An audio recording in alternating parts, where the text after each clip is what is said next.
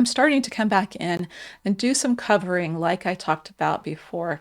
I had decided at this point that I really didn't like the phthalo blue, I really didn't like the Payne's Gray for this background. So I'm just coming back in and editing some of that out and adding in some of the glow. You can see that I've got a smaller brush because I wanted to be able to manage where this glow goes. But I could have used the brush doesn't have to be this big. You can really do the same thing by just managing the amount of paint that's in your brush. So let me see if I can go forward again just a little bit. None of the streaming softwares have a good fast forward. I'm trying something new, and anytime that I try something new, it's a nightmare for a while. So I hope you can see a little bit of the motion here that I'm trying to capture, and a little bit of the blue, you know, that brighter blue. I really love that really bright, vibrant color that you get with the titanium white and the phthalo blue.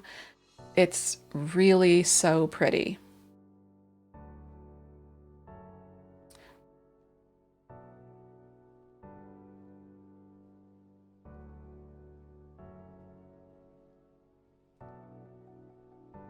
And I think that this background is another example of be patient with your backgrounds.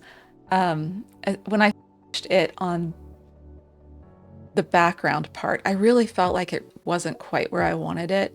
I felt like it was maybe a little bit too, there was, you know, maybe the brush strokes were showing just a little bit too much. By the time that I got the witch hat on it, I decided that I really liked it. So my advice is try not to overwork the background. Get a base in, let it be loose, and then judge it again later.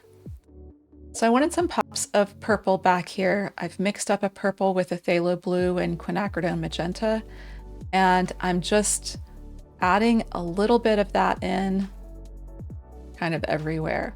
I knew I wanted there to be a little bit more purple in this table or ground or base that I'm painting here.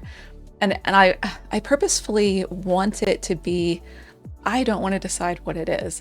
I want to let my viewer, I want to let the people who see the painting fill in that information for themselves.